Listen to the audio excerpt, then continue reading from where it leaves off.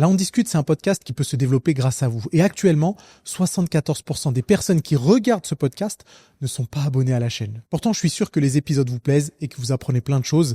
Si c'est le cas, alors n'hésitez pas à vous abonner, à activer les notifications. Manifestez-vous aussi dans les commentaires pour nous prévenir de votre présence. Vous savez que les abonnements à la chaîne, d'abord, c'est gratuit.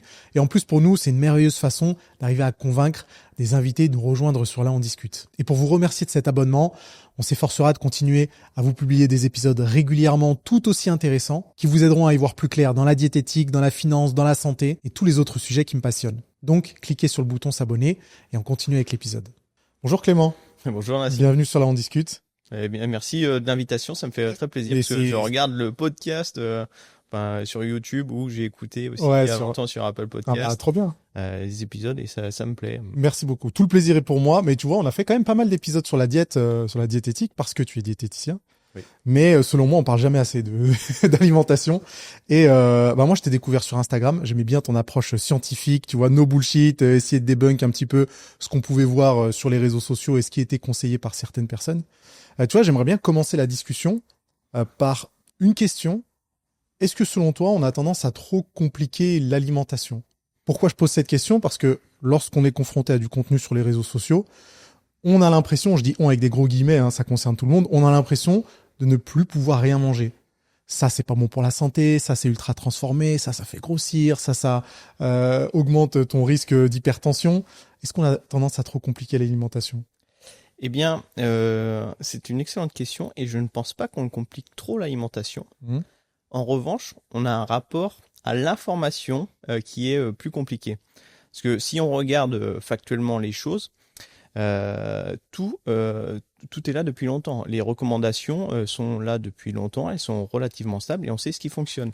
C'est manger plus de protéines végétales, plus d'ensemble de produits végétaux, plus de fibres, limiter les graisses saturées, limiter la viande rouge, limiter la consommation de sel, réduire la consommation de poissons sucrés. Ça existe depuis des décennies et des décennies, ces recommandations. Tout à fait. Et ce qui est intéressant en plus, c'est qu'elles sont universelles. On les a dans notre pays, mais si on regarde dans toute l'Europe, c'est quasiment les mêmes.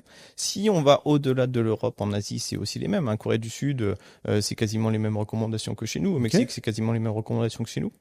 Ce qui change, c'est un peu, il y a toujours quelques petites modifications parce que c'est lié à la culture du pays, mais globalement, c'est la même chose. En revanche, le problème, c'est l'adhésion à ces recommandations. Et il y a parfois une part de défiance envers ces recommandations. Quand on écoute notamment sur les réseaux sociaux, on explique que les recommandations elles sont là depuis longtemps et pourtant les gens vont de plus en plus mal. Certes, c'est vrai dans certains pays, mais dans d'autres, les gens vont très bien et pourtant c'est les mêmes recommandations. Par exemple, au Mexique, le taux d'obésité est très important. En Corée du Sud, ça n'est pas du tout le cas. Pourtant, c'est les mêmes recommandations quasiment. Ah oui, c'est intéressant. Et c'est vraiment en fait ça, le problème, c'est le rapport à l'information. Quand on est sur les réseaux sociaux, maintenant, en fait, on donne de la valeur, par exemple, à l'opinion d'une personne, qui peut être moi, qui peut être toi, qui peut être une personne plus ou moins random, et on lui donne autant de valeur qu'à un expert, par exemple. On a aussi ce rapport à l'émotion, au récit, au narratif. Les gens préfèrent le storytelling que la science et les faits. Exactement. En fait, si c'est bien raconté avec une pointe de logique, eh bien, on va plus facilement adhérer. On va se dire, ah ouais, j'ai compris quelque chose. Ce que tu as compris, c'est un narratif. Ce n'est pas la science qui peut se cacher derrière. Les gens, en plus, vont... et je trouve que c'est un peu malhonnête. Et de plus en plus, il y a cette notion un peu d'evidence-based. Et donc, plus de personnes utilisent la mention d'études dans leur contenu. Mais lire une étude, ça ne veut pas dire la comprendre. Ça ne veut pas dire être en capacité de l'analyser, de décortiquer tout ce qui fait les subtilités de cette étude. Et ce qui fait qu'une même personne, enfin deux personnes différentes plutôt, peuvent lire une même étude et avoir une interprétation qui est différente. Et des conclusions différentes. En fait, les études, c'est un peu utilisé comme l'argument d'autorité, comme un raccourci pour essayer de prouver un point qui n'est pas forcément pertinent. C'est exactement ça. C'est ça. En plus, il y a plein de personnes qui s'arrêtent juste aux conclusions. Moi, je le vois des fois dans les commentaires. Récemment, j'ai fait une vidéo sur les LMHR, les personnes qui sont minces et qui ont une forte sensibilité aux graisses saturées dans un régime cétogène. Les personnes ont lu la conclusion de l'étude et ils étaient en désaccord avec moi. Mais je lui dis, mais en fait, il faut lire l'étude et comprendre toutes les subtilités derrière, et notamment les suppléments de data qui sont mis à disposition. Parce que c'est souvent là que se cachent les subtilités.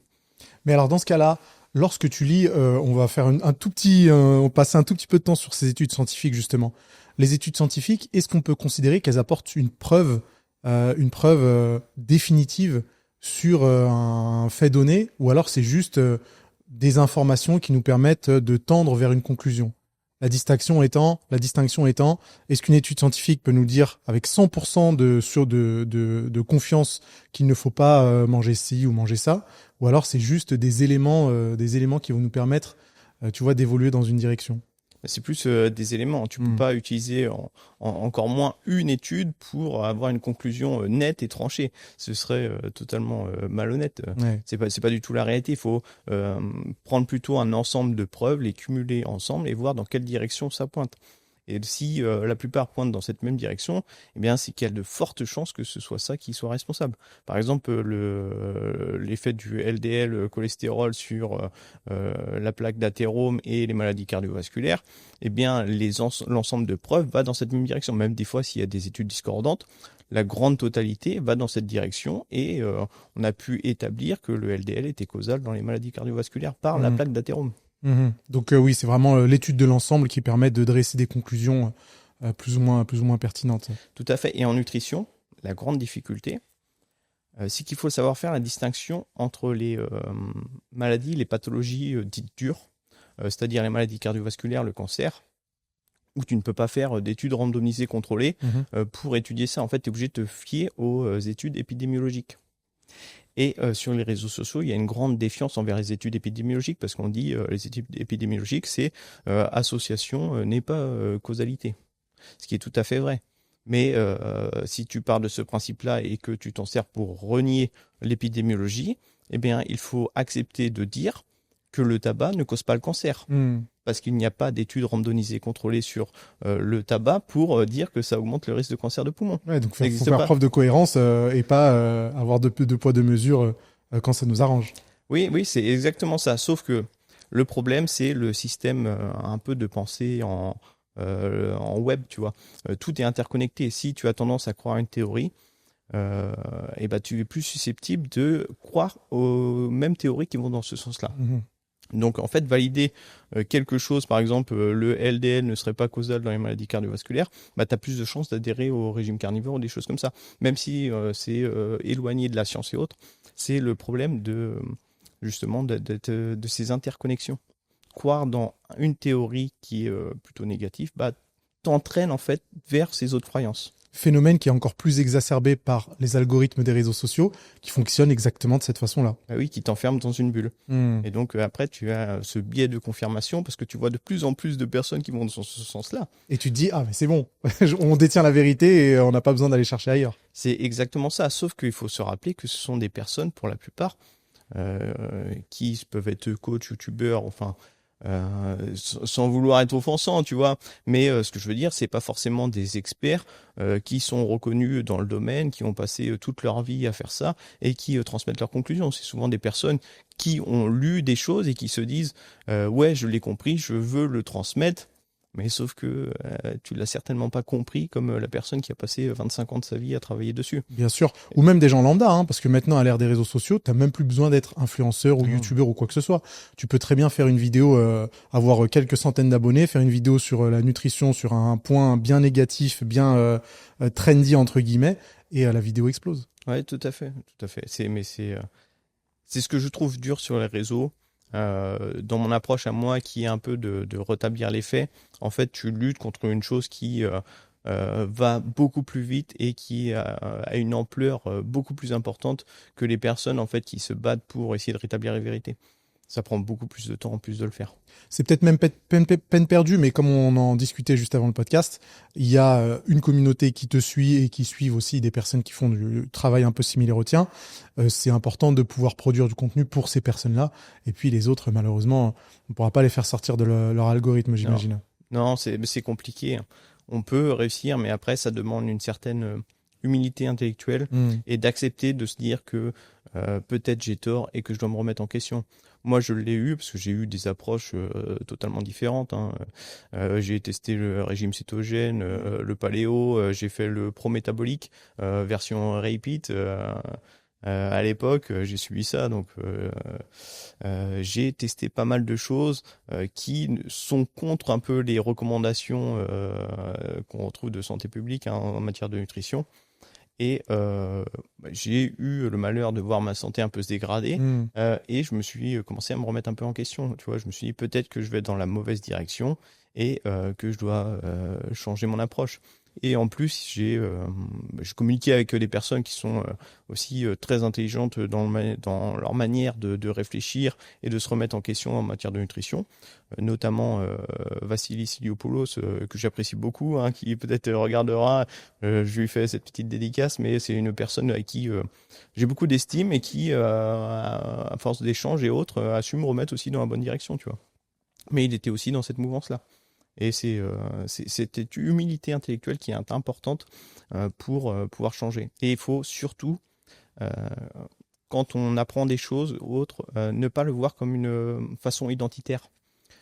Si tu associes la connaissance à ton identité, bah il y a plus de chances que quand une personne vient te dire que tu as peut-être tort, tu vas vouloir te battre pour cette identité et donc contrer peu importe ce que dit la personne, tu vas plus l'écouter. En fait, tu veux juste préserver ta cohérence et ton identité, ce qui par exemple peut être le cas avec ceux qui sont pro-ancestrales, carnivores ou autres, avec ces notions masculinistes qui peut ressortir et ça devient un peu identitaire et ce n'est plus cette question de connaissance et d'appliquer pour une meilleure santé. Mais de toute façon, il y a toujours eu une connexion entre les connaissances et l'émotion, et c'est justement ce qui est difficile de pouvoir s'en dissocier et d'arriver à traiter les deux comme deux entités, tu vois, qui sont particulières et indépendantes, sans qu'il y ait un pont entre les deux. Tu peux pas en fait les dissocier. L'émotion précède toujours le raisonnement. Sans émotion, déjà, il y aurait pas forcément de prise de décision. Et t'es un peu obligé de faire avec, en fait.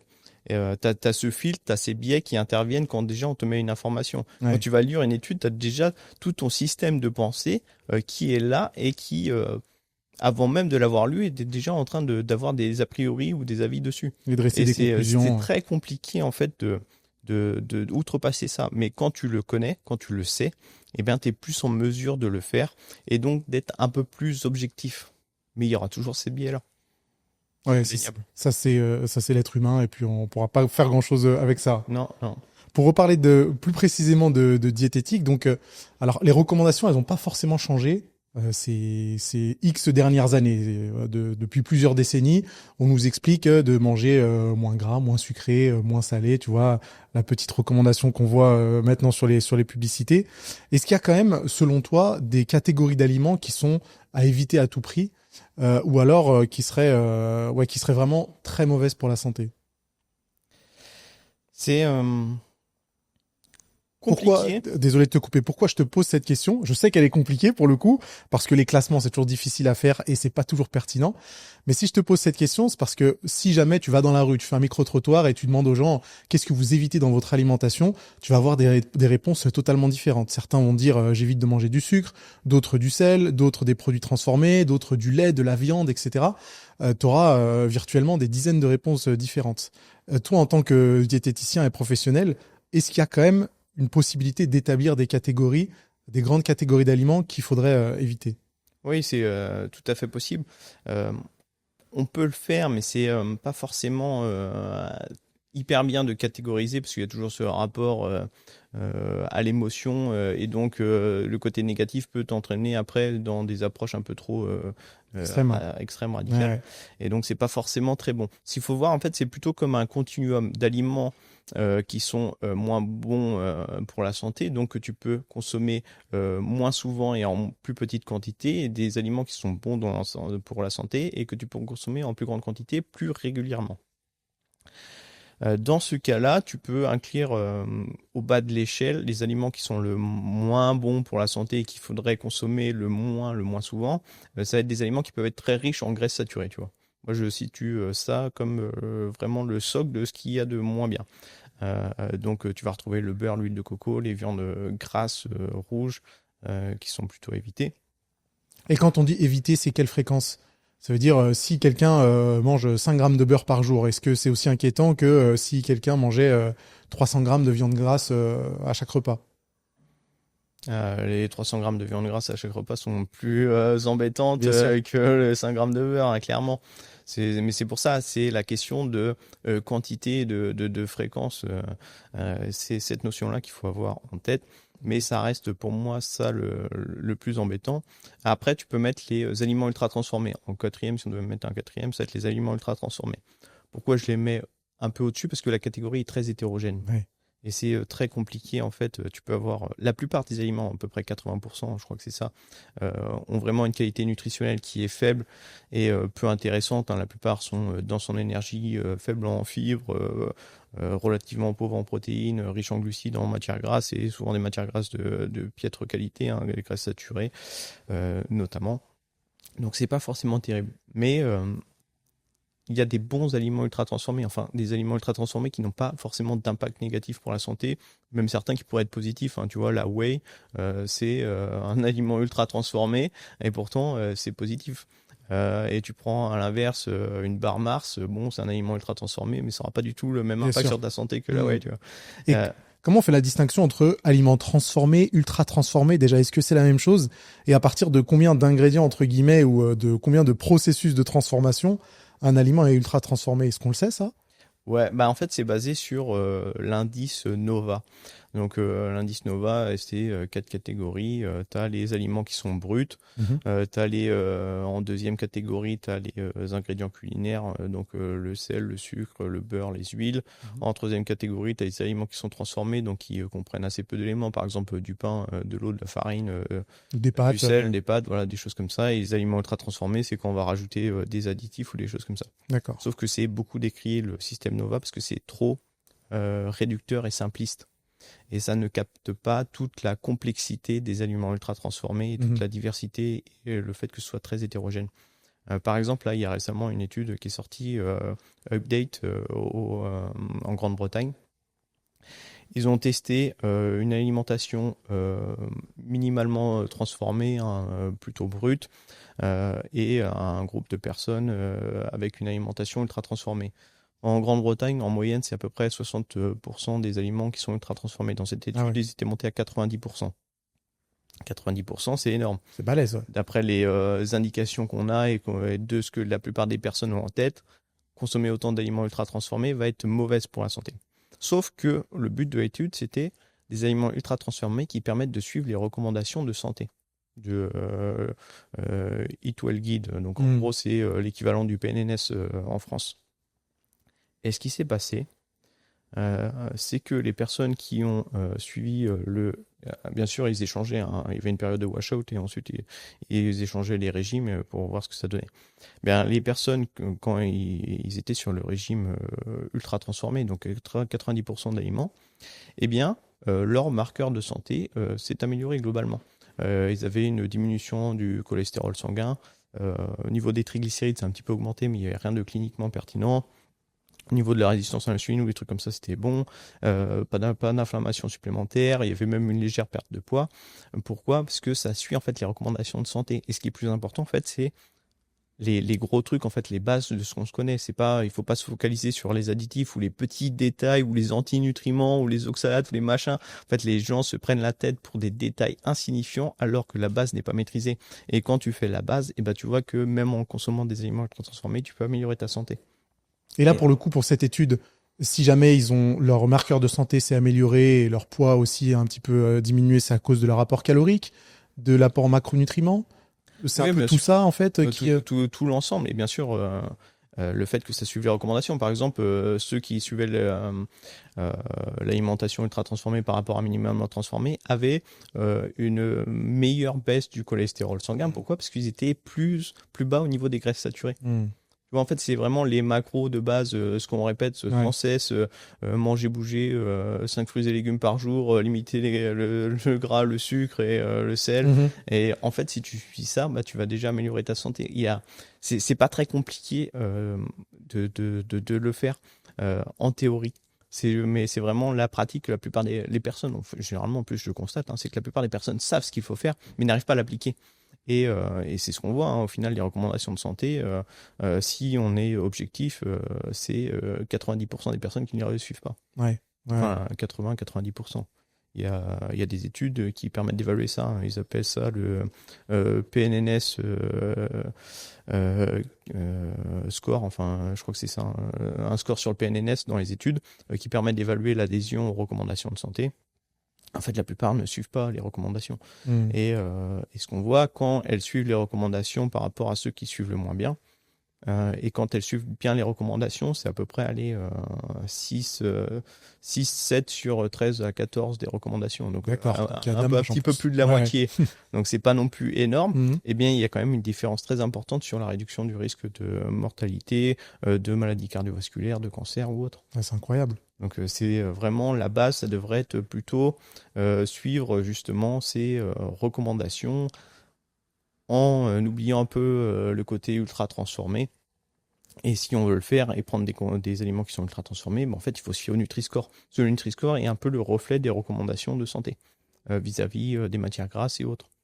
C'est pas parfait, mais il s'est amélioré, il s'améliore encore, et c'est un bon indicateur pour choisir des aliments qui sont ultra transformés. On en parlera juste un peu après du Nutri-Score, je pense. On prend peut-être 2-3 minutes dessus. Donc après, pour continuer sur les bons aliments, tu vois, il y a, je mettrais bien sûr en troisième les viandes maigres, tout ce qui est un peu produits animaux, qui ont globalement des effets plus ou moins neutres. Et après, au-dessus, tu as tout ce qui est produits végétaux, les fibres, les fruits et légumes, bien sûr. Ça, on peut y aller. Même les céréales complètes. On peut les mettre au-dessus et en même temps les céréales qui sont raffinées un peu en dessous. C'est un effet plutôt neutre. Tu vois, le sucre par rapport aux graisses est plutôt neutre tant que tu es dans un maintien calorique. Quand tu es en excès calorique, le sucre peut avoir des effets délétères, mais dans un maintien calorique, ça pose pas de problème. C'est très intéressant ça. Et quand tu fais ce classement, tu te bases justement sur les effets sur la santé que pourraient avoir ces catégories d'aliments, c'est-à-dire les graisses saturées. Concrètement, qu'est-ce que ça peut provoquer sur le corps si jamais elles sont consommées en excès? En fait, il faut le voir dans un pattern global. Tu peux pas prendre isolément un aliment ou autre, mais les graisses saturées, dans l'ensemble, ce que ça va faire, c'est relativement simple, c'est que les graisses saturées, elles augmentent le LDL cholestérol. Le LDL cholestérol, quand tu dépasses un certain seuil qui est très bas, genre 80 mg par décilitre, tu as une augmentation de la plaque d'athérome. Enfin, tu as une progression de la plaque d'athérome. Pour juste préciser, LDL, c'est en opposition avec HDL. Oui. LDL, c'est Low Density Lipoprotein. Oui, ce qu'on nomme mauvais cholestérol. Mauvais cholestérol. Et HDL, High Density Lipoprotein, donc, entre guillemets, bon cholestérol. Oui, c'est ça. Globalement, le LDL, une fois que tu es au-dessus de 80 mg par décilitre, tu as une progression de la plaque d'athérome. Et l'accumulation de la plaque, à terme, peut amener à un événement cardiovasculaire. Donc les fameuses artères bouchées. Oui, c'est ça. Après, un infarctus, un AVC. Sauf que c'est des trucs qui mettent des décennies à arriver. Tu vois, tu commences dès la naissance et en fait, généralement, le premier événement, il va arriver vers la soixantaine. Pour une personne qui a un cholestérol plus ou moins moyen, tu vois. Et la plupart des personnes sont au-dessus des 80 mg. 80 mg, c'est relativement bas. Il faut en avoir conscience. Si tu fais une prise de sang, et quand je vois les patients que j'ai, la plupart se situent entre 115 et 150 mg par décilitre. Et à ces niveaux-là, en fait, tu as la plaque qui progresse. Tu peux te sentir très bien, mais à l'intérieur, tu as quand même une progression de la plaque d'athérome. Et puis en plus, comme tu le dis, ça met des années, voire des décennies à s'installer. Donc tu peux très bien fonctionner pendant des décennies, et puis à un moment... Mais c'est ça. Ça marche plus. Mais quand tu regardes, la plupart des personnes vont très bien jusqu'au jour où elles font une crise cardiaque. Et là, elles vont te dire, ah ouais, mais il avait l'air très bien et tout. Il y avait pas forcément de signes alarmants. Mais en fait, c'est cette accumulation progressive. Et il faut bien l'avoir en tête. C'est vraiment un effet cumulatif. C'est une exposition cumulative. qui fait que ça progresse. Tu peux avoir à un instant T un niveau très élevé, mais si dans l'ensemble tu es relativement bas, ça va pas beaucoup bouger. Par contre, si tu as des niveaux très élevés très longtemps, ça va progresser très très vite et ça peut arriver beaucoup plus vite après l'événement. Et ceux par exemple qui font le régime carnivore ou cétogène et qui sont LMHR, ils ont des niveaux qui sont très élevés. Et ils vont te dire ouais mais c'est pas très grave parce qu'il y a des études qui montraient que le LDL n'était pas problématique et il y a beaucoup de matière à discuter sur ces études et moi j'adore discuter de ces études et en gros ça augmente le risque. Par exemple sur les MHR là que j'avais fait récemment, ils ont des valeurs qui sont entre 200 et 400 mg par décilitre, ce qui est énorme. Au-dessus de 160, tu es considéré comme en hypercholestérolémie. Et quand tu dépasses les 230, tu es quasiment à mimer en fait, l'hypercholestérolémie familiale. Dans l'hypercholestérolémie familiale, tu peux faire un événement cardiaque en fonction de ton niveau de cholestérol entre la vingtaine et la quarantaine. Donc très jeune. Très jeune. Et en fait, ces gens-là miment ce régime et ont des niveaux équivalents. Et ce qui est intéressant, c'est que dans l'étude qui est sortie récemment cette année, ils avaient des niveaux qui étaient de progression de la plaque instable, molle, qui étaient équivalentes à des personnes qui étaient en syndrome métabolique, diabétique, hypertendu. Ah ouais. Donc c'était 3 fois plus vite qu'une personne normale. Mais ce qui est cohérent en fait avec le fait qu'ils ont 3 fois plus de cholestérol, tu vois. Et alors, qu'est-ce qui concrètement fait augmenter ce LDL? Est-ce que c'est uniquement l'alimentation? Est-ce que c'est uniquement les graisses saturées? Ou est-ce que c'est un ensemble de facteurs qui va tendre à dégrader la santé? Parce que j'avais entendu mais des dizaines de fois que c'était pas toujours lié au cholestérol que tu consommais dans l'alimentation et ou aux graisses saturées. Est-ce que ça c'est une idée reçue du coup? Alors, faut avoir conscience que les gens, on entend souvent que c'est 80% du cholestérol qui est fabriqué par l'organisme et 20% est apporté par l'alimentation. Comment on peut rendre ça une sorte de métaphore? C'est comme si tu ouvres un robinet, que tu fais couler de l'eau et que à côté tu prends un verre et tu mets dedans. Mais tu mets dans quoi? Dans un lavabo? Est-ce que ton lavabo ou dans une baignoire, quelle dimension ça a? Est-ce que c'est important? Est-ce que c'est pas important? Est-ce que c'est bouché? Est-ce que tu as mis un bouchon et que ça s'accumule? Ou est-ce que ça s'écoule? Tu vois, en fait, c'est tout derrière la réflexion ne va pas plus loin que j'ouvre le robinet et je mets avec un verre. Alors que peut-être ça déborde et tu vois, c'est le concept du fait que ça va s'accumuler pour une plaque d'athérome. Et donc, dans l'alimentation, les graisses saturées et le cholestérol ont des effets sur le cholestérol sanguin.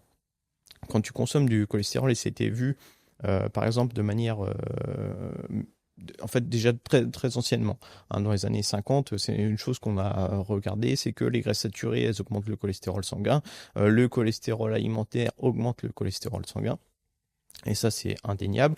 De manière mécanique, avec des études mécanistes, on a vu sur les animaux, notamment le hamster syrien dans les années 90, tu vois que si on donnait du cholestérol alimentaire, en fait, les récepteurs LDL qui se situent sur le foie diminuaient de 50%, leur activité. Donc c'est important. Cette diminution fait que le cholestérol alimentaire va influencer ton cholestérol sanguin. Et il va s'accumuler. Les graisses saturées, elles ont le même effet. Quand tu consommes des graisses saturées, en fait, ça va réduire les récepteurs LDL, leur activité, et donc tu vas avoir une accumulation de LDL cholestérol. Et donc ton taux augmente. Mais après, tu as d'autres facteurs qui permettent de réduire. Par exemple, les fibres. Si tu en consommes beaucoup, et notamment des fibres visqueuses, ce qui va se passer, c'est que tu vas réduire leur réabsorption. Parce qu'en fait, quand tu enlèves ton cholestérol, ça passe par la bile et ça va dans l'intestin. Et après, tu en réabsorbes une partie. Et ce qui passe, si tu consommes pas mal de fibres, en fait, tu vas les capter et tu vas réduire cette absorption.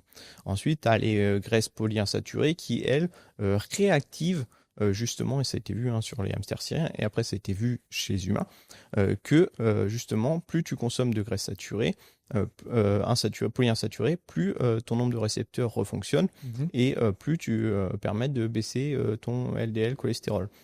Et ça a déjà été établi en fait dans les années 50 par Ansel Keys en 57-58. Il a expliqué ça par le ratio EPS polyinsaturé sur saturé. C'est ce que j'allais demander. Si jamais le ratio est bon, En fait, deux personnes qui consomment la même quantité de cholestérol, s'il y en a une qui a plus de polyinsaturés dans son alimentation, aura moins d'effets négatifs sur sa santé. Tout à fait. Ok. Tout à fait. Et le ratio, c'est qu'il faut plus de 2 graisses polyinsaturées pour une graisse saturée, pour annuler l'effet de la graisse saturée. Donc, si tu consommes 10 grammes de graisse saturée, il faut 20 grammes de graisse polyinsaturée pour annuler l'effet des graisses saturées. Et le problème, c'est que dans l'absolu, si tu en consommes beaucoup, ça te demande de consommer vraiment beaucoup de graisses polyinsaturées. Ouais. Donc, le plus simple, c'est de réduire les graisses saturées je comprends. pour plus facilement atteindre un ratio positif.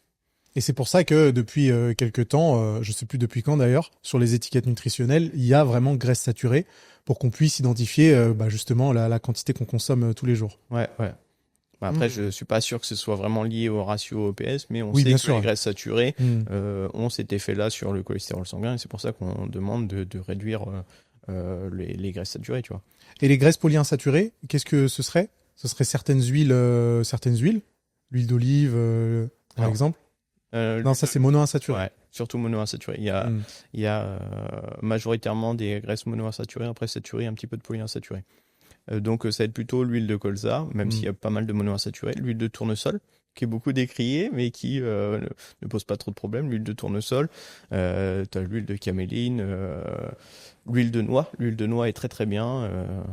En fait, c'est des huiles végétales comme ça. Les oléagineux, tu n'es pas forcément obligé de prendre des huiles. La consommation d'oléagineux, c'est très bien. Les graines de chia, c'est très bien.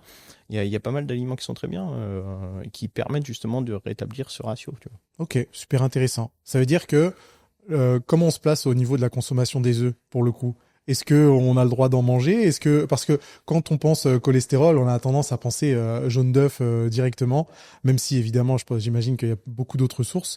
Mais pour les sportifs que nous sommes, qu'est-ce qu'on fait des œufs ? Est-ce qu'on peut continuer à en consommer ? C'est très intéressant aussi comme question, parce que c'est dépendant aussi du ratio polyinsaturé sur saturé. Et ça a été testé déjà dans les années 80. Par exemple, rajouter à ton alimentation standard 3 ou 6 œufs et modifier le ratio PS et voir ce que ça a fait.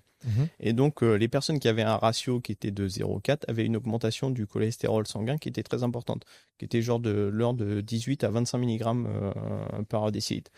Si on sait qu'à partir de 70-80 mg, tu as une stabilité de la plaque et qu'au-dessus, tu as une progression de la plaque, on imagine bien que quand tu atteins les 20 mg supplémentaires de LDL, c'est pas très bon. Ouais. Donc, dans ces cas-là, consommer 3 ou 6 œufs, c'est pas bon. Tu vois, c'est... en revanche, ils avaient testé avec un ratio PS qui était de 2,5. Avec 3 ou 6 œufs. 3 œufs, ça avait un effet quasiment neutre. Et avec 6 œufs, ça avait une légère augmentation, mais qu'on peut considérer aussi neutre. Et là, on parle de 3 ou 6 œufs par jour ? Oui, 3 ou 6 œufs par jour. Ok, d'accord. Ouais. Donc, en fait, tout dépend de ton ratio PS, tu vois. Donc, les œufs, c'est bien. Mais globalement... la plupart des personnes, vu qu'elles ne font pas attention à ce ratio, elles n'en ont pas confiance en fait, tout simplement. Et bien pour la plupart des personnes, ça va augmenter le cholestérol sanguin. Et donc, dire que ça pose pas de problème de consommer 4 ou 6 œufs par jour, eh bien c'est une bêtise, tu vois. Ou en tout cas, c'est un raccourci. Oui. Parce que... Oui, dans le sens où on néglige tout le reste à côté, tu vois. Mais c'est pour ça que de prix isolément un aliment, c'est compliqué de l'évaluer. Mais 4 à 6 œufs par jour, globalement, ce serait une bêtise. Parce que si tu augmentes de 25 mg ton LDL cholestérol, eh bien, il y a des chances qu'à terme, ce ne soit pas forcément oufissime. Est-ce que, selon toi, de manière réaliste, c'est possible d'avoir un ratio avantageux en consommant 3 à 4 œufs entiers par jour ? Ou alors, vraiment, ça demande d'être très, très attentif à son alimentation et d'être du coup très attentif à la consommation des polyinsaturés. Ce que je veux dire par là, c'est que est-ce que c'est possible ? Oui, c'est possible. C'est possible. Hein. Tu peux. Je dirais que sans problème, 1 ou 2 œufs, tu peux en consommer sans problème 1 ou 2 œufs. Quand tu es au-dessus, il faut faire attention, tu vois, au ratio PS. Et c'est relativement possible. En fait, si tu diminues les graisses saturées et que globalement tes sources, ça s'arrête aux aliments comme les œufs ou les choses comme ça, de l'apport en graisses saturées, que à côté tu prends des oléagineux, des graines de chia, un peu d'huile polyinsaturée, ça passera, tu vois. Ouais. Et après, ce qui est intéressant aussi, c'est que récemment, justement, m'a partagé l'étude de Nick Norwitz, le mec qui avait consommé 720 œufs, je crois, enfin 24 par jour, et ils sortent, son LDL cholestérol avait diminué, et donc de 18%, et on voit que les œufs ne posent pas de problème, tu vois, même si tu en consommes 24. Bah, ce mec, c'est un LMHR, tu vois. Il a un taux de cholestérol, quand il a commencé, qui était autour des 380-420 mg, tu vois. Ah ouais. Donc s'il a une diminution de 18%, en fait, il Ouais. reste toujours au-dessus. Bien au-dessus, ouais. Toujours bien au-dessus. Et ce qui est intéressant, c'est qu'il avait fait une autre expérience sur lui-même. Hein. C'est juste en fait des expériences sur lui-même qu'il fait, où il avait consommé des biscuits au héros, et là, ça avait diminué de 71%. Si on suit la logique de ces personnes, on pourrait dire que les biscuits sont plus intéressants pour la santé que les œufs, tu vois. Ouais. Mais c'est pas du tout le cas. Il faut en fait contextualiser à qui, pourquoi, dans quel contexte. En fait, c'est une personne qui consomme beaucoup de graisse saturée, et donc consommer beaucoup d'œufs l'a fait diminuer aussi sa part de graisse saturée, d'augmenter ses parts de graisse polyinsaturée, ce qui a réduit leur ratio, et donc qui a permis de diminuer le cholestérol sanguin. Et il y a une autre étude récemment là qui est sortie, qui est basée sur 12 œufs semaine. Donc 6 jours où ils en prennent 2. Et ça sert un peu de référence. Et en fait, dedans, ils avaient aussi modulé un peu le ratio PS indirectement. En gros, c'était ceux qui consommaient des œufs étaient à moins de 10% de graisse saturée, et ceux qui n'en consommaient pas qui étaient à 14%, je crois. 14%, c'est ce que fait un Français moyen. Eh bien, ceux qui étaient à 8% avec 2 œufs avaient une légère diminution du cholestérol par rapport à ceux qui étaient à 14%. Mais ce qui est en fait logique. Bah oui. Parce que c'est moins de graisse saturée et un meilleur rapport avec les polyinsaturés. Donc l'effet du cholestérol alimentaire est diminué. Parce que le cholestérol alimentaire, il faut le voir comme un effet additif aux graisses saturées. Donc ça va un peu décupler l'effet des graisses saturées. Mais s'il y en a très peu, en fait, ça aura très peu d'effet. Bien sûr, je comprends beaucoup mieux. Est-ce qu'il y a d'autres choses qui peuvent avoir un effet sur le LDL ? Est-ce que la consommation de sucre, est-ce que la sensibilité à l'insuline, enfin j'en sais rien. Est-ce que ça a un rapport ou pas du tout ? C'est plus dans les hypothèses, la condition physique, la résistance à l'insuline ou la sensibilité à l'insuline. Par exemple, c'est un peu l'idée des LMHR, hein, c'est le phénotype qui a été un peu essayé d'être mis en avant. C'est-à-dire que les personnes qui sont très minces, musclées, fit, ont une sensibilité accrue aux graisses saturées, donc vont avoir une augmentation plus importante du LDL qu'une personne qui est plutôt grasse. Ah ouais. Vois, et plus tu es gras et résistant à l'insuline, plus tu auras une sorte de résistance aux effets des graisses saturées. Pourquoi ? Parce que ton organisme fonctionne déjà pas très bien, et donc pour éviter d'en remettre une couche, il devient à peu près résistant, tu vois.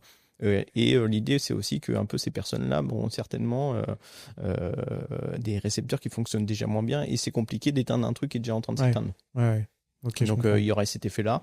Sur les sucres et glucides raffinés, on sait qu'il n'y a pas vraiment de différence sur l'effet sur le cholestérol. Parce que ce qu'il faut avoir en tête, c'est l'effet de substitution. Ce qui est très important en nutrition, c'est si j'enlève quelque chose, forcément je le remplace. Par quoi il va être remplacé, En fait, c'est ça qui est très important. Donc si tu réduis les graisses saturées, ça a souvent été testé, hein, les modèles de substitution, si tu enlèves 5% des graisses saturées et que tu les remplaces par 5% de glucides raffinés, ça n'a pas d'effet sur le cholestérol sanguin, tu n'auras pas de diminution. En revanche, si tu remplaces par des glucides qui sont dits complets avec plus de fibres et tout, eh bien tu as une réduction du LDL cholestérol.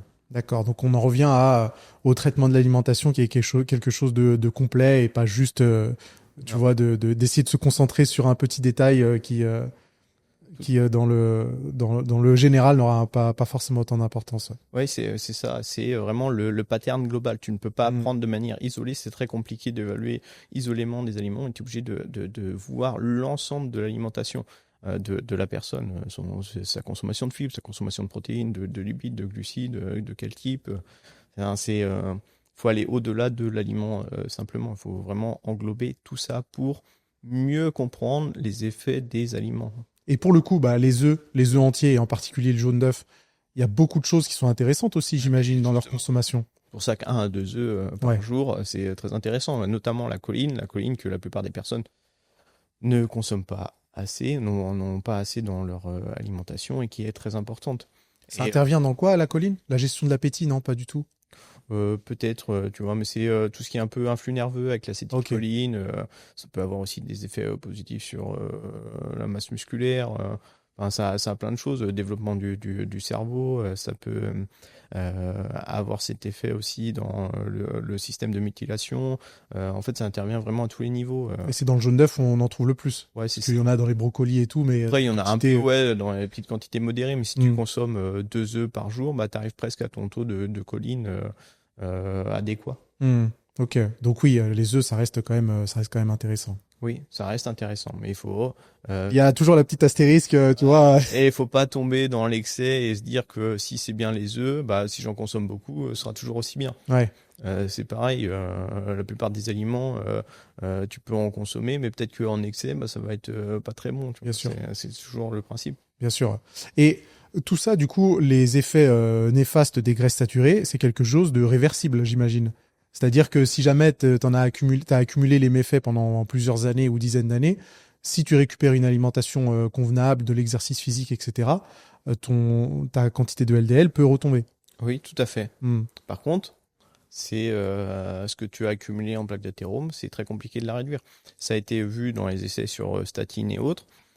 Par exemple, le début de la régression de la plaque commence autour des 55 à 40 mg, là où ça commence à bien diminuer la plaque d'athérome. Mais c'est très compliqué d'atteindre ces niveaux-là. Tu es obligé de passer quasiment par la médication. Ah ouais? Donc, c'est-à-dire statine ou des inhibiteurs de PCSK9 ou des choses comme ça, tu vois. Et de manière naturelle avec l'alimentation, c'est quasiment impossible. La plupart des personnes qui ont un excellent taux de LDL cholestérol sont les véganes et ils vont tourner autour des 60 à 70 mg, tu vois, pour ceux qui sont bons, tu vois. Ce qui est toujours un peu au-dessus des niveaux pour la régression de la plaque. Mais ils n'auront pas d'évolution de la plaque. D'accord. Donc, c'est positif. Mais oui, si tu... commence à 50 ans, 60 ans à t'inquiéter, eh bien, on va dire que tu es à 40 ans déjà qui est passé derrière toi. Et c'est un peu embêtant. Et c'est pour ça que les études sont très intéressantes. Par exemple, sur la Minnesota Coronary Experiment, MCE, ils ont inclus des personnes qui avaient la soixantaine, à qui ils avaient soit un groupe avec des graisses saturées ou des autres avec graisses polyinsaturées, notamment les oméga 6 avec peut-être de l'huile de tournesol et autres. Et on voyait que les personnes qui avaient consommé des graisses polyinsaturées décédaient plus vite ou avaient des événements cardiovasculaires un nombre plus important que les personnes qui consommaient des graisses saturées. Ah ouais. Et là, c'est un peu toute la logique des personnes du carnivore et tout, à se dire, bah, vous voyez, en fait, les graisses polyinsaturées, c'est de la merde, ça va détruire ta santé, au final, tu fais plus d'événements et tout. Sauf que les personnes incluses ont la soixantaine. Ouais.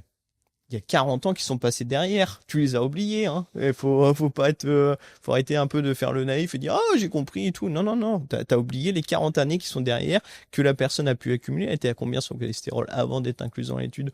De combien elle a diminué? Est-ce que tu penses que en 1 an, 2 ans, ça aura cet effet-là? Non, non, ça n'a pas cet effet-là. Ouais. Ça prend des dizaines d'années, tu vois, s'accumuler. Tu vas pas d'un revers de la main faire tout disparaître. Inverser comme ça. Ouais. C'est impossible. Donc autant s'y prendre le plus tôt possible et essayer d'avoir les meilleures habitudes alimentaires le plus tôt possible. C'est ça, le plus tôt possible et le plus bas possible pour le LDL cholestérol. Et c'est ce qui a été vu avec les personnes qui ont des mutations génétiques positives. Par exemple, sur PCSK9, les personnes blanches ou noires peuvent avoir des mutations un peu spécifiques et qui font que leur LDL est plus bas dès la naissance. Donc un LDL qui est plus bas, ça va être par exemple autour des 100 mg toute la vie par rapport à une personne qui a 125 mg ou 130 mg ou 140 mg, tu vois. Et par exemple, si tu compares une personne qui a autour des 140 mg pareil à celle qui a 100 mg depuis toute sa vie, eh bien, la personne qui a 100 mg depuis toute sa vie aura 2 à 3 fois moins de risque de maladies cardiovasculaires, d'événements coronariens qu'une personne qui a 140 mg toute sa vie, tu vois. Tu vois, l'écart est, est assez important. Mais en fait, c'est vraiment l'effet cumulé. C'est pourquoi il y a autant de réduction du risque. Et ben, c'est à cause de cet effet cumulé. Et le seuil qui a été établi à partir de là où tu rentres dans l'événement des horizons et où tu as plus de chances d'avoir un événement, c'est 7500 mg année. Donc globalement, à une personne qui a 125 mg de LDL cholestérol, c'est à peu près 64 ans. Donc à partir de là, tu es susceptible d'avoir un événement cardiovasculaire. Et c'est ce qu'on voit au final. La plupart des personnes commencent à faire des crises cardiaques vers la soixantaine. Très intéressant ce que tu nous partages. Brian Ferrance qui fait des études sur ça. Si les gens veulent aller voir, je pourrais te les partager, avec les plaisir. mettre en description. Ouais, carrément, on mettra des références dans les descriptions pour ceux qui veulent pousser un petit peu la recherche. Mais c'est bien de pouvoir remettre un petit peu les pendules à l'heure et de savoir un petit peu sur quel pied danser. T'as mentionné plein de fois la diète carnivore. C'est parce que tu y as été confronté plusieurs fois de par du contenu sur les réseaux sociaux, etc. J'avais fait une vidéo YouTube, moi, sur le sujet, il y a peut-être 3 ans, je crois. Oh oui. 3 ans. Ouais, je m'en rappelle, mais parce que les conclusions donnaient presque envie d'aller tester cette diète, tu vois. Après, tu vois, je fais souvent des vidéos sur des trucs diététiques, d'ailleurs. Je suis pas diététicien, effectivement. On va dire que je m'efforce autant que possible de vulgariser au maximum. Mais quand on est face à, du coup, des ressources scientifiques et une vidéo YouTube, tu vois, c'est intéressant aussi de voir les histoires des personnes qui ont suivi cette diète carnivore, plus que les études scientifiques. Non pas que je vais volontairement faire l'impasse sur des choses qui sont très intéressantes, mais le but justement d'une vidéo YouTube pour le cas de ma chaîne, c'est aussi de pouvoir parler des histoires des personnes qui l'ont suivi. Et c'est quand même assez fascinant les témoignages que tu as avec ces diètes carnivores, qu'ils soient vrais ou pas, ça on s'en fout. De personnes qui parlent vraiment d'un changement de leur vie, de leur douleur, etc., etc. Donc c'était intéressant de se concentrer sur ça. Mais rassure-toi, hein, j'ai déjà eu assez de messages pour me dire que t'as oublié ça, t'as fait ce raccourci, etc. Mais sur une vidéo YouTube, c'est toujours hyper compliqué, comme on en discutait juste avant. Ouais, non, mais alors, là où je voulais en venir, qu'est-ce que tu penses des personnes qui suivent ce genre de diète, carnivore ou pas, hein, pendant une période, avant de basculer sur quelque chose de plus classique et qui serait plus en accord avec les recommandations qu'on entend tous les jours? Ce qui est très compliqué avec la diète carnivore, c'est très récent, hein. J'avais vu, moi, je m'étais commencé à m'intéresser à ça en 2018 avec Paul Saladino, là, qui partageait déjà dessus, qui s'appelait Carnivore MD à l'époque, et c'était pas autant médiatisé que maintenant, tu vois. Et je m'intéresse beaucoup à ça depuis très longtemps. Et ça prend beaucoup l'engouement maintenant, et c'est assez troublant de voir à quel point ça devient identitaire même. Mais pour le coup, Paul Saladino, je crois qu'il était même végétarien avant, non? Avant. Alors je crois que pour le coup, parce que j'ai suivi pas mal de vidéos de lui aussi, qu'il était végétarien et qu'il a basculé à la diète carnivore, ou peut-être l'inverse. Et c'est aussi ce storytelling qui était pour lui intéressant. Et c'est comme ça qu'il a un peu explosé sur les réseaux sociaux. Il est passé dans plein de podcasts, Joe Rogan, etc., pour partager toute cette expérience. Et je pense que c'est à partir de là où ça a un petit peu explosé, entre guillemets. Ouais, certainement. Mais ce qui était intéressant, c'est qu'au tout début, c'était vraiment, il était très radical dans son approche. Il n'y avait vraiment aucun végétaux dedans. Et je me rappelle d'un podcast qu'il avait fait avec Dr. Fit and Fabulous, une gynéco, qui, elle, avait son approche qu'il a actuellement, tu vois, avec un peu de végétaux et tout. Et il lui disait, non, t'es pas carnivore, t'es pas une vraie carnivore. Tu vois, c'était sectaire, là, carrément. Ouais, tu vois. Et c'est intéressant de voir qu'il a évolué, qu'il rajoute des végétaux dedans, tu vois. Moi, ça m'amuse beaucoup.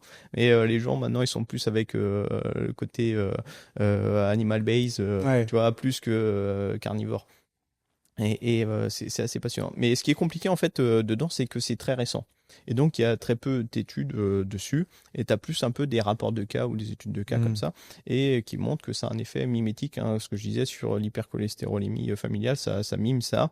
Et ce qu'on peut voir avec des études de cas, c'est que qui sont documentées, hein, c'est qu'il y a des personnes qui viennent, qui ont suivi pendant 6 mois la diète carnivore et qui ont eu une explosion de leur LDL cholestérol. Il y en a, j'ai en tête deux rapports de cas. Il y en a un qui était autour des 400 et quelques de milligrammes de LDL et l'autre autour des 500 et quelques. La trentaine, ces personnes, eh bien, ils sont passés dans la catégorie du 97e et 99e percentile pour la niveau de plaque d'athérome au niveau de la carotide. Ok. Donc, les niveaux extrêmes. Tu vois, et tout ça, certainement à cause du changement et du maintien de ce changement pendant 6 mois, 1 an. Et donc, en très peu de temps, eh bien, ils ont fait progresser leur plaque à des niveaux qui est délétère. Tu vois, que c'est pas bon d'arriver à ces niveaux-là. Donc, traduction, à la trentaine, il peut leur arriver un accident.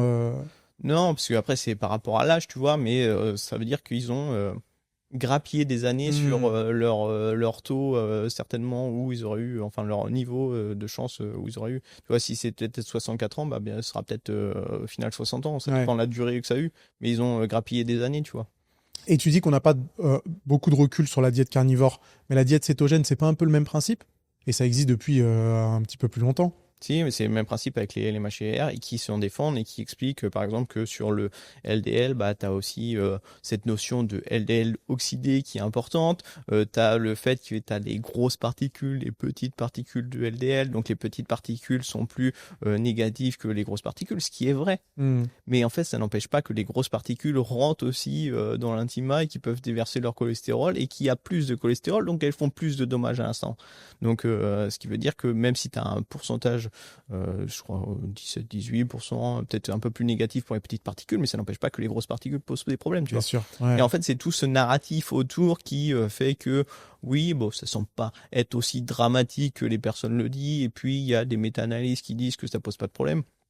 Par exemple, Siri Tarino, je crois que c'est ça, dans une méta-analyse qui a été faite sur l'effet des graisses saturées sur les maladies cardiovasculaires, ils ont dit que ça n'avait pas d'effet sur les maladies cardiovasculaires. Et en fait, ça a été presque un socle de ces personnes-là pour dire que ça ne pose pas de problème. Oui, bien sûr. Ce qui est intéressant, c'est que dans la méta-analyse, il faut être capable de le percevoir, ça.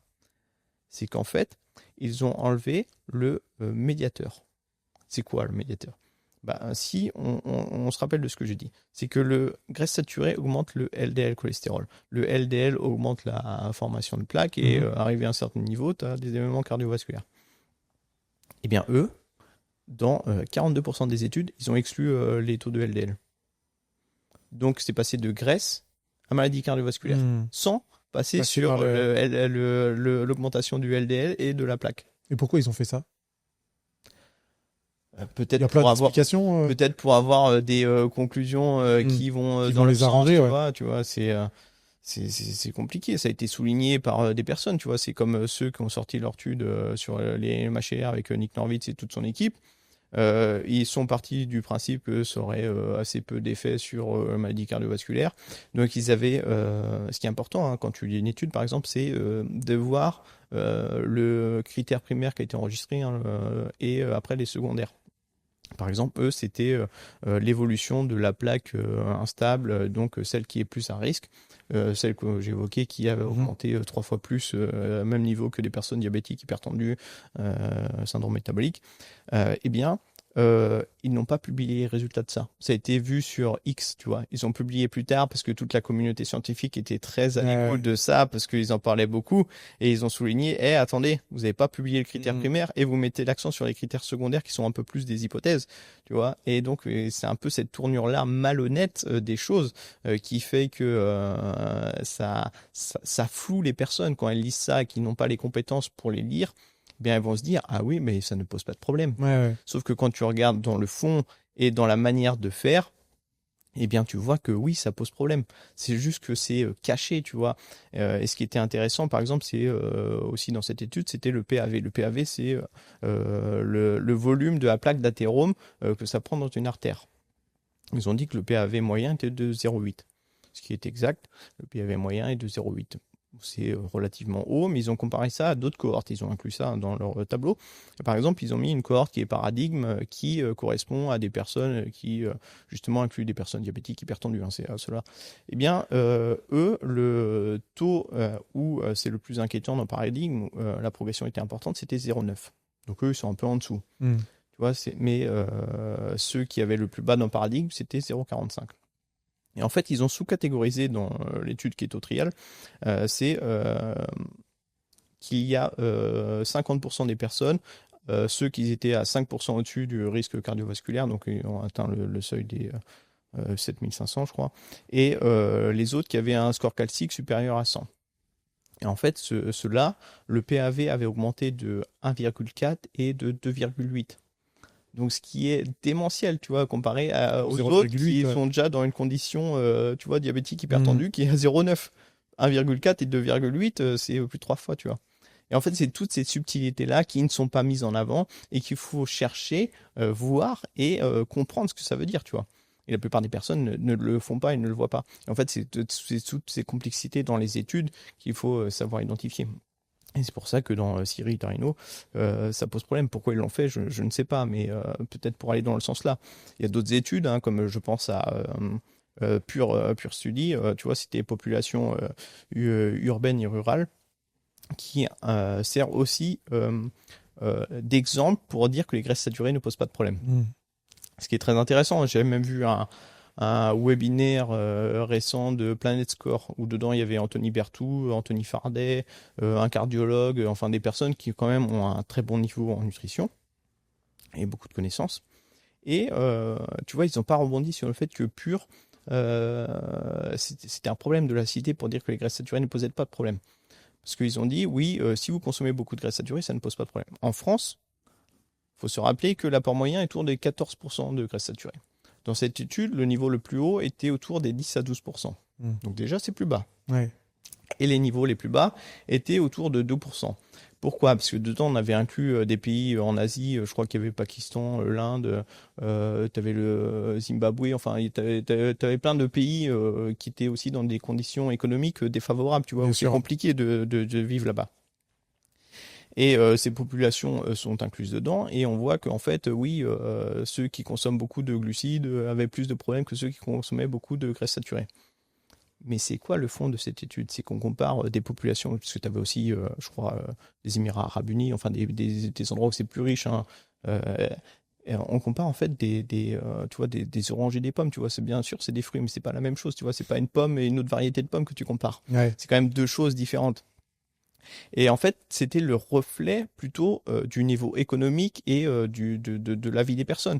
Tu vois, si elles sont en difficulté financière dans un milieu rural, dans un pays pauvre, ça va peut-être être compliqué de se nourrir, et ça signifie que si tu consommes peu de graisses saturées et beaucoup de glucides, eh bien, c'est que tu n'as pas accès vraiment à la nourriture, à une certaine diversité et des niveaux économiques très faibles. Tu vois, tu es un peu en difficulté, tu vois, tu es dans la pauvreté. Ouais. Alors que les pays qui sont plus riches, qui ont une plus grande diversité de nourriture, bah, se portent mieux, bah, certainement parce qu'ils ont peut-être plus d'énergie, elles ont plus accès aux soins, elles ont aussi plus accès aux fibres, aux fruits, enfin une diversité alimentaire plus importante.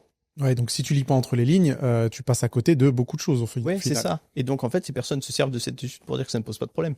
Mais non, c'est pas ce que ça veut dire. Ça veut dire que les personnes qui se portent le mieux déjà suivent en fait les recommandations de santé publique, hein, étonnamment entre 10 et 12%, et ceux qui avaient les meilleurs résultats étaient en dessous des 10%. Ils étaient entre 8 et 9%, tu vois, au niveau des événements cardiaques.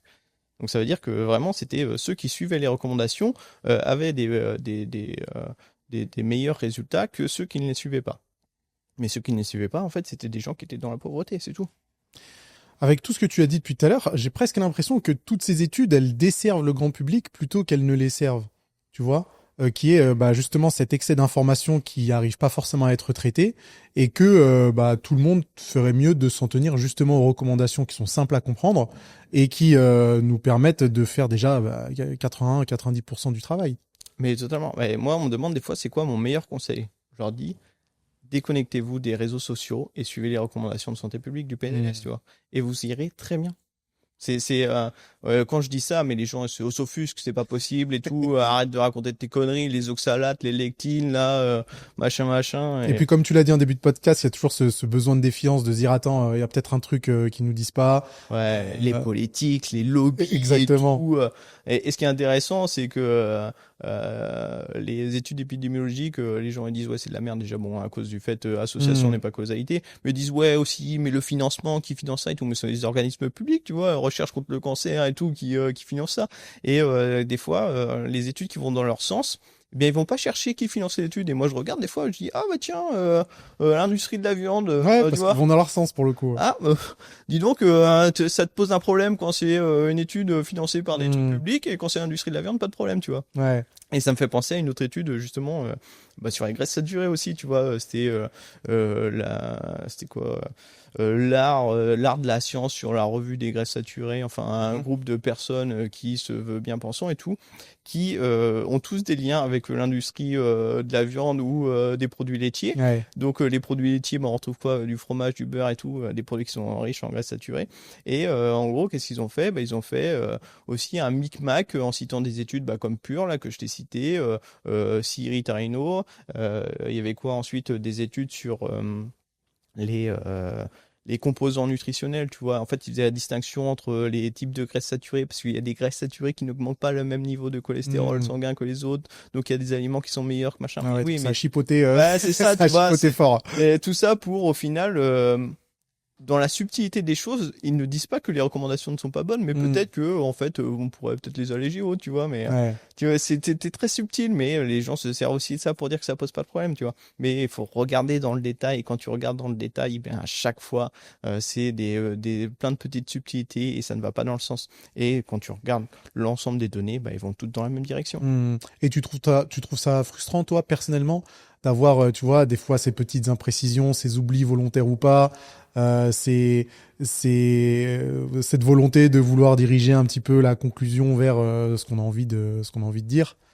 Tu trouves ça frustrant? Par rapport à qui? Par rapport aux personnes, aux auteurs, ou par rapport à ceux qui communiquent dessus, tu vois? À ceux qui communiquent dessus. Ouais, bah, ça forcément, tu vois, c'est frustrant. Ça laissait peut-être ce qui l'est plus, moi, ce qui m'énerve de plus en plus, en fait, c'est quand je vois en fait des médecins ou des personnes qui ont des hauts niveaux de diplôme, qui ont en fait une certaine autorité vis-à-vis du public et qui racontent de la merde, tu vois. Ouais. Ça me pose problème plus qu'une personne naturopathe ou autre qui peut dire des bêtises, tu vois. Moi, la rigueur, bon, ça m'embête, mais pas tant que ça, tu vois. Je me dis, bon, c'est pas la même chose qu'une personne qui a passé 10 ans de sa vie à étudier et qui commence à te sortir de la médecine bien pensante pour aller vers de la médecine fonctionnelle et en te racontant des conneries. Ils vont dire forcément des choses bien, hein, tu vois. C'est toute la complexité. Parce que Ouais, bien sûr. ils vont dire des choses bien, tu vas adhérer à ça, mais le fait que tu adhères aux propos de ces personnes t'emmène à adhérer à d'autres propos de ces personnes, tu vois. C'est un peu ces interconnexions qu'on disait au début, tu vois. Ouais. Et c'est ça le problème, c'est que au final, si elle commence à raconter des conneries, bah tu vas quand même adhérer à ces conneries, tu vois. Bien sûr. Ouais, je peux comprendre que ce soit frustrant. Tu vois, on a parlé quand même un long moment de graisse saturée. Et qu'est-ce que tu penses de l'inverse, de tous les produits où il n'y a pas de gras, ou comme un petit peu argument marketing où on utilise le 0% de matière grasse un peu à tort et à travers pour peut-être justement rassurer les consommateurs et faire en sorte qu'ils puissent consommer ce genre de produits.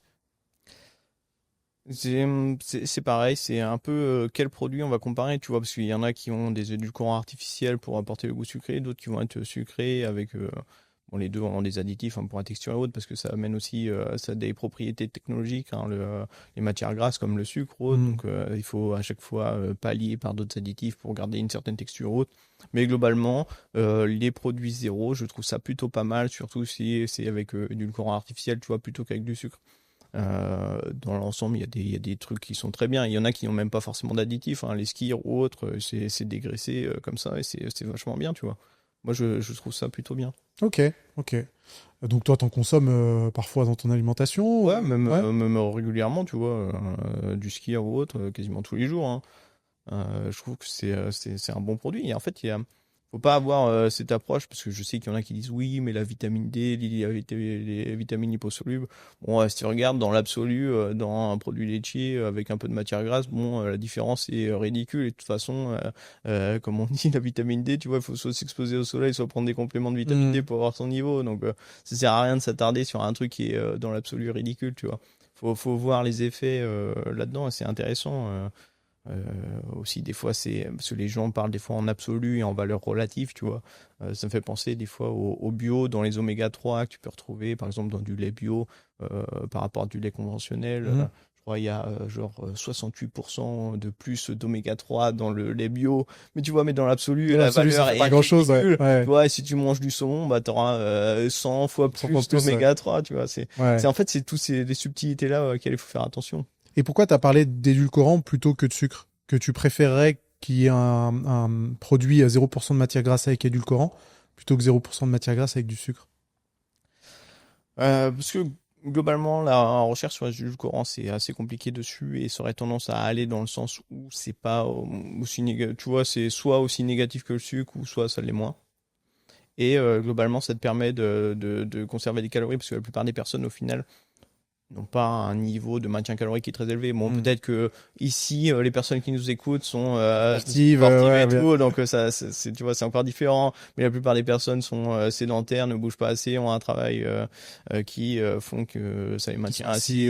Ils vont prendre les transports, ils vont être en voiture certainement ou autre, ils vont pas forcément marcher, donc ils ont un niveau de maintien calorique qui est relativement faible et c'est facile de dépasser dessus et c'est assez embêtant quand tu le dépasses et que après tu gardes un peu ce même mode de vie que tu veux perdre du poids derrière, tu vois, donc c'est des fois plus simple en fait d'apporter des trucs avec moins de calories et à côté essayer d'un peu optimiser sur d'autres paramètres, tu vois.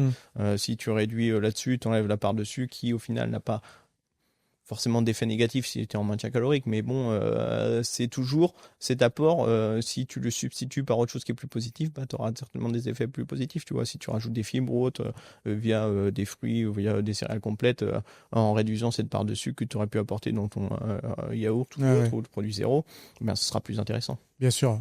Et par rapport au sucre, tu mentionnes plusieurs fois que c'est pas problématique dans une logique de maintien calorique. Quel que soit le maintien calorique, si je prends un sportif, par exemple, qui a un maintien calorique à 3800 et qui est obligé de consommer une bonne quantité de glucides, ça va être anodin pour lui de manger, je sais pas moi, 200 grammes de sucre par jour?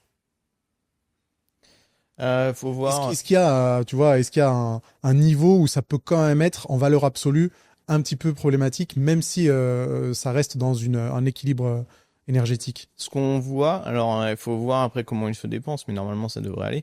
Mais pour les personnes normales, c'est qu'à partir de 50 grammes de fructose, tu as une augmentation des triglycérides postprandiales. Donc, c'est-à-dire après les repas, tu vas le capter que tu as cette augmentation de triglycérides. Et à jeun, tu as une augmentation de triglycérides dès que tu es autour des 100 grammes de fructose, tu vois. Bon, ce qui équivaut, si tu prends du sucre, à 200 grammes de sucre, tu vois. Pour une personne sportive, normalement, elle est en mesure de dépenser son glycogène hépatique, son glycogène musculaire, et donc normalement, elle ne devrait pas avoir ce problème-là, tu vois. Mais si elle vient l'avoir, bah, peut-être que ça peut augmenter cette part de triglycérides et peut-être aussi augmenter après la part de VLDL et peut-être engraisser le foie, tu vois. Mais normalement, en maintien calorique, c'est quasiment impossible, tu vois. Ouais. Donc c'est pour ça, par contre, si tu viens dépasser ce total calorique et que tu es en surplus et que tu consommes du sucre, bon là, normalement, ces effets vont apparaître. Mais normalement, dans le maintien calorique, tu les as pas. En maintien calorique, en fait, le sucre est, je mets des gros guillemets, utilisé en substrat énergétique et il n'a pas le temps de provoquer des effets néfastes, quoi. Non, c'est pour ça que généralement les personnes qui, par exemple les trailers ou autres, enfin ceux qui ont une dépense énergétique qui est très importante, dans les ça s'envoie des bonbons et du coca. Ouais, tu vois, et ils ont.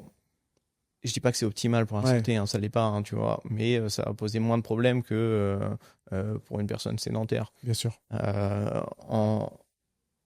Ce qu'il faudrait, de toute façon, c'est quand même apporter plus de fibres, plus des choses comme ça, tu vois, pour optimiser la santé, parce que c'est pas un truc qui va optimiser ta santé, mais en même temps, ça va éviter qu'elle soit dégradée, parce que si tu n'arrives pas à apporter suffisamment de calories quand tu fais beaucoup de sport, bah, peut-être que, par exemple, les femmes, hein, le RED-S, qui est très connu, même pour les hommes, hein, tu peux avoir cette variante-là, et au final avoir des effets négatifs sur la santé globale, parce que tu n'auras pas apporté suffisamment de calories, parce que tu auras voulu faire attention, justement, à consommer des aliments qui ont une connotation qui est très bonne, tu vois.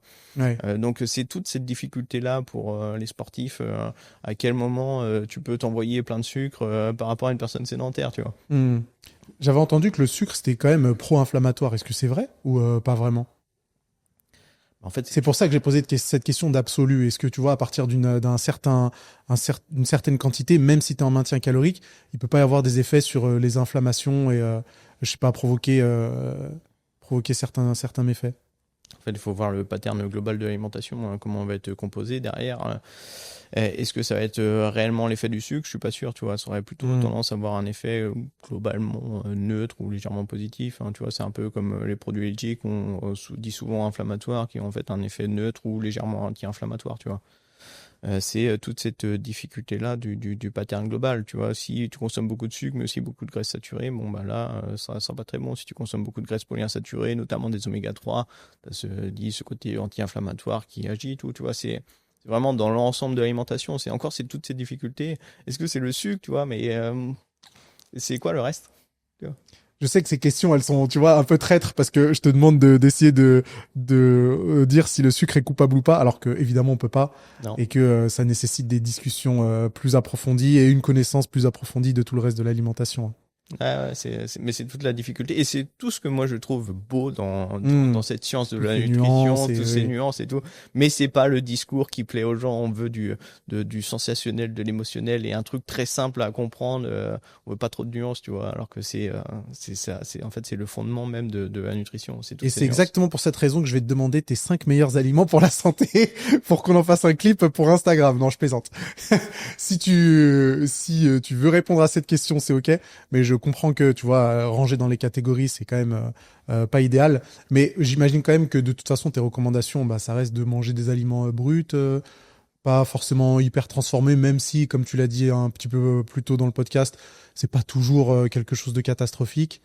Non, ouais, totalement, c'est ça. Ouais. Mais j'ai effectivement des aliments un peu chouchou, tu vois. Ah, bah sympa. Que j'aime bien et qui ont des effets positifs, tu vois. Bon, on va retrouver les classiques, mais moi, ce que j'adore en termes de fruits, par exemple, c'est les framboises. Les framboises, au 100 grammes, c'est 7 grammes de fibres. Donc, c'est exceptionnel, tu vois, pour l'apport en fibres, parce que la plupart des personnes sont autour des 18 à 25 grammes de fibres, ce qui est en dessous des recommandations. Les recommandations, c'est autour des 30 grammes de fibres, mais c'est même pas l'optimal. Hein. Ah ouais? Faudrait plus encore? L'optimal, c'est autour des 50 grammes de fibres, tu vois. Ah ouais, ok. Donc la plupart des personnes sont très loin et donc les fibres, les framboises et leur apport en fibres pour 100 grammes est très important. Donc tu consommes 100 à 200 grammes par jour. Tu vois, tu prends surgelé, ça fonctionne très bien. Eh bien, c'est carrément un cheat code, tu vois, pour augmenter son apport en fibres. Ah ouais, tu te fais un petit comment dire, overnight oats avec des graines de chia, des framboises et des flocons d'avoine. Là, en termes de fibres, t'es pas mal déjà. Ouais, voilà, tu vois, t'as cité flocons d'avoine, graines de chia, c'est des trucs, tu vois, qui Non, mais- sont dans mon top, tu vois. Trop bien. Donc voilà, c'est ça pour moi, c'est vraiment des aliments qui sont hyper intéressants. Les graines de chia, bah, par exemple, ils ont un rapport PS, polyinsaturé sursaturé, qui est de 7 sur 1, je crois. Donc c'est très intéressant, c'est riche en fibres. C'est pas la source végétale la plus importante d'oméga 3 ou un truc comme ça? Peut-être, tu vois, je vais pas m'avancer là-dessus. Moi non plus. N'enregistrez pas cet extrait pour dire que j'ai dit ça. Hein, Mais j'ai c'est hyper intéressant, tu vois. Les flocons d'avoine aussi très intéressants parce qu'elles ont du bêta-glucane, elles ont cette fibre visqueuse qui a une capacité à faire diminuer le LDL cholestérol qui est très intéressante. C'est aussi une bonne source de protéines et de glucides hein, globalement. Même si on leur attribue le fait, ouais, les phytates dedans, les antinutriments, c'est pas très bon. Faut savoir que déjà, quand tu achètes des flocons d'avoine, la plupart du temps, elles ont subi un traitement mécanique et thermique qui fait qu'il y a déjà une bonne part des phytates qui a été enlevée. Et après, si tu fais tremper ça une nuit dans du lait ou autre, ça va encore diminuer, tu vois. Ouais. Donc ça pose pas de problème. En plus, les études montrent que globalement, tu t'habitues à une certaine teneur en antinutriments, ton corps s'y habitue et ça crée pas plus de carences que ça. Donc pas de quoi s'en inquiéter. Non, mais ce qui est intéressant, c'est que les gens partagent des études quand même où tu vois bien une diminution de la captation des minéraux, tu vois, qui peut être importante. Sauf que souvent, c'est basé sur un repas ou une journée. Mais ça ne reflète pas en fait ce que tu vas se faire sur 8 semaines, 16 semaines. Et en fait, quand tu regardes les études sur du long terme, ça n'a pas d'effet. Ouais. Enfin, où l'effet est nul par rapport à une diète faible en antinutriments. Donc faites-vous votre petit overnight oats avec framboises et des graines de chia. T'as d'autres choses? J'aime beaucoup le skyr ou les produits laitiers maigres. C'est intéressant. Un peu des fois des mentales ou de parmesan, des choses comme ça. Le fromage peut être intéressant, bien qu'il y ait un apport de sel aussi qui peut être aussi important, mais ça reste une bonne source de calcium et d'autres protéines, de peptides bioactifs qui peuvent avoir des effets positifs sur la santé. Et globalement, dans les produits laitiers, c'est un peu une exception à la règle dans les graisses saturées, sauf le beurre, c'est qu'il y a une membrane sur les graisses, qu'on appelle la membrane du globule gras, qui réduit, atténue grandement les effets des graisses saturées, tu vois. Donc tu as peu d'élévation du cholestérol sanguin avec les matières grasses des produits laitiers, sauf le beurre. Parce que quand il y a le barattage, en fait, tu enlèves ces membranes. Ok. Donc c'est pour ça que le beurre fait partie des aliments les moins bons. Et ce que j'aime bien aussi, c'est levure de bière, germe de blé. Tu vois, où le mélange, c'est les germes. Ça, c'est hyper intéressant pour l'apport en protéines, en fibres et en vitamines et minéraux. Tu vois, c'est une sorte de complément alimentaire naturel, tu vois. Et tu le saupoudres sur tes repas? Ouais, c'est ça. Sur j'aime bien en entrée sur des carottes râpées ou même sur les pommes de terre. Tu vois, ça va plutôt pas mal sur les pommes de terre. Je mangeais tout le temps ça quand j'étais petit et plus depuis une vingtaine d'années. Et tu vois, j'en rachèterais pour retester. Et il n'en faut pas beaucoup, hein, tu vois, entre 10 à 20 grammes. Ouais, c'est ça. C'est peu et ça t'apporte pas mal de vitamines et minéraux, tu vois. C'est hyper intéressant pour combler ça. Trop bien. Après, j'aurais d'autres produits, mais c'est trop contextuel et tu peux pas forcément les manger régulièrement, tu vois. Donc pour moi, ça c'est le socle des aliments qui devraient faire partie d'une alimentation.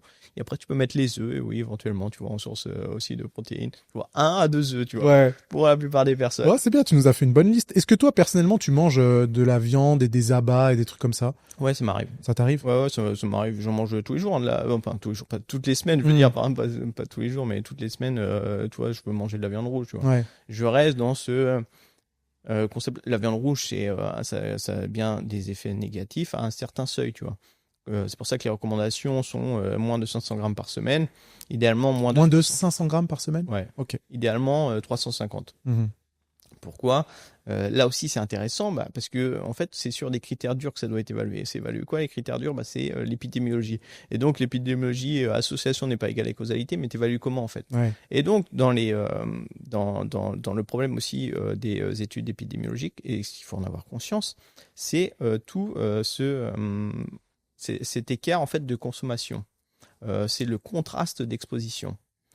Si par exemple tu prends, et ce qui est fait, ce qui est très drôle, par exemple sur les cohortes japonaises qui sont des faibles consommateurs de viande rouge, eh bien ça sert par exemple pour les personnes qui défendent la viande rouge. Ils utilisent ce genre de cohorte, tu vois. Mais ce qui est intéressant, c'est que par exemple les plus faibles consommateurs vont avoir 20 grammes par jour et les plus gros consommateurs, ils vont être autour des 50-60 grammes par jour. Ce qui fait quoi? Autour des 350 grammes à la semaine. 350 grammes, c'est quoi? C'est les recommandations de santé. Et dans ces études-là, tu ne trouves pas d'effets négatifs. Bien sûr, parce que ça respecte les recommandations. Mais les gens ne font pas attention à ce contraste d'exposition. Donc il ne faut pas se fier aux résultats et aux chiffres, là, mais il faut bien avoir ces notions aussi de recommandations. Qu'est-ce qu'on sait de ces recommandations? Pourquoi elles sont posées là? Et donc, il faut faire attention aux cohortes et à qui tu évalues et dans quel contexte, tu vois. Et ça, c'est hyper intéressant. Et quand tu regardes en fait les personnes qui consomment beaucoup de viande rouge en quantité par jour et donc à des niveaux importants par semaine, ce sont les cohortes nord-américaines. Même en Europe, on n'est pas au niveau là. Eh bien, eux font qu'ils dépassent les 800 grammes à 1 kg de viande par semaine. Ouais, donc, et bien, à chaque fois, systématiquement, tu as une augmentation des risques de cancer et de maladies cardiovasculaires. C'est systématique. Par contre, tu as des facteurs modérateurs. Tu vois, la consommation de fruits et légumes permet d'atténuer, même de céréales complètes, permet d'atténuer et de réduire un peu ce risque. Et donc, tu n'as pas l'entièreté de l'augmentation que tu pourrais avoir si tu consommes suffisamment de fruits et légumes. Ouais. Et le seuil, à peu près, c'est autour de 150 grammes. Une fois que tu dépasses les 150 grammes de viande rouge par jour. Au-dessus des 300... attends. Par jour. Ok. 150 grammes par jour. Donc, diète carnivore. Ouais.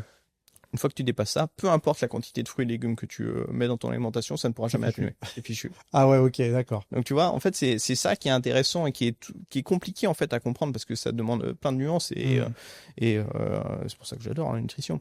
Et voilà, ça complique les choses, la compréhension des personnes. Et c'est pour ça que les recommandations sont dans ce sens-là, moins de 500 grammes par semaine. Tu vois, ça respecte cette logique-là. Et c'est pour ça que c'est quand même catégorisé. Enfin, le soupçon est important sur la viande rouge pour le cancer, parce que ça dépend du niveau de consommation et du pattern global de l'alimentation. Et t'as dit qu'en Europe, on était loin de l'Amérique du Nord? Ouais. Que nous, on était à peu près dans les cordes? Après, c'est en moyenne, tu vois. Oui, c'est sûr. Je parle toujours. Moi, je parle en fait en population. Là, les personnes nous écoutent, c'est des individus. L'individu n'est pas égal à la population, et c'est un concept fondamental qui a été établi par J. Rose dans les années 80. C'est population vs individu. Les recommandations de santé sont pour la population. Le but, c'est de déplacer une grande quantité de personnes avec un niveau de risque qui est un peu important vers une catégorie de risque inférieure. En faisant ça, eh bien, tu peux réduire le nombre de cas de cancer de centaines, peut-être de milliers, centaines de milliers de personnes, tu vois. Par contre, à l'échelle individuelle, ça va être des traitements médicamenteux ou autres. Mais si tu fais des recommandations individuelles, tu ne peux pas toucher toute la population. Bien sûr. Parce que ça doit être caractérisé à la personne. Et c'est tout cette difficulté qu'il faut avoir, parce que les personnes pensent en termes d'individus. Et moi, souvent, quand je parle en termes de population. Donc c'est difficile, ils ont l'impression que tu vois, tu t'adresses pas à eux. Ouais, et quand tu es sur les réseaux sociaux, les gens ont l'impression que tu t'adresses à eux. Et c'est pour ça qu'il y a plein de contenus qui marchent bien, parce qu'ils s'adressent aux problèmes de la personne, ou ils parlent de la nutrition de la personne, tu vois. Mais globalement, il faut, quand tu es réseaux sociaux, je pense et j'estime que c'est important de parler aussi en termes de population. Parce qu'en fait, tu parles à une personne, mais qui dit que les 1000 autres personnes qui ont écouté, en fait, correspondent à la personne à qui tu as parlé. T'en sais rien. Et c'est toute la difficulté. Et c'est pour ça que c'est mieux de parler en termes de population. Et donc, tu englobes une plus grande partie des personnes, mais peut-être que ça ne va pas correspondre à leurs attentes et à leurs problèmes particuliers, tu vois. Ouais. Et c'est toute la difficulté. Il y a aussi des choses qui sont très intéressantes en matière de nutrition et des études, c'est les études sur les migrants, tu vois. Par exemple, dans les années...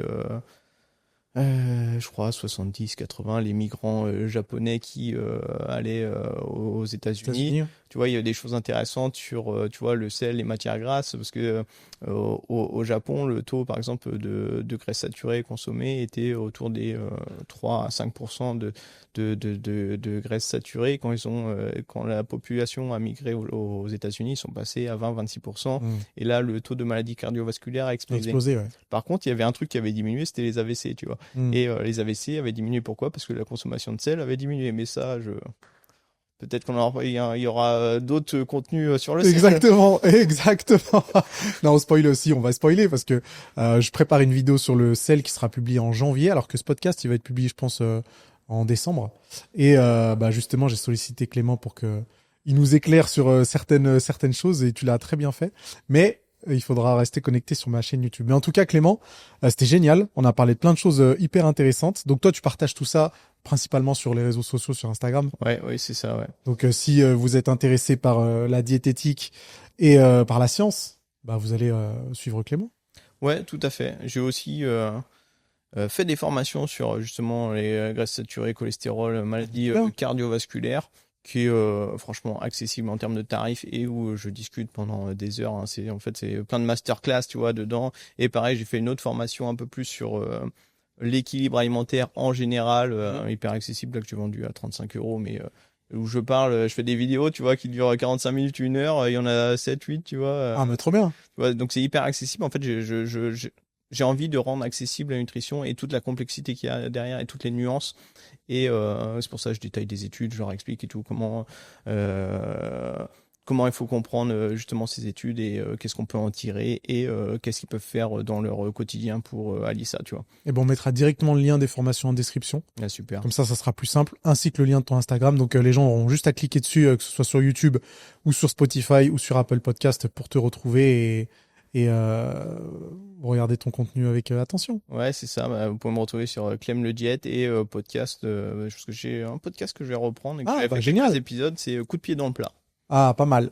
Ce sera l'occasion, et puis on suivra ça sur ton podcast. Merci encore, Clément. Et merci à toi, c'était un plaisir d'échanger avec toi, et depuis le temps que je te suis. Plaisir partagé. Vraiment, je suis très honoré, quoi. Mais je suis très honoré aussi, et je suis sûr que ce podcast va beaucoup plaire.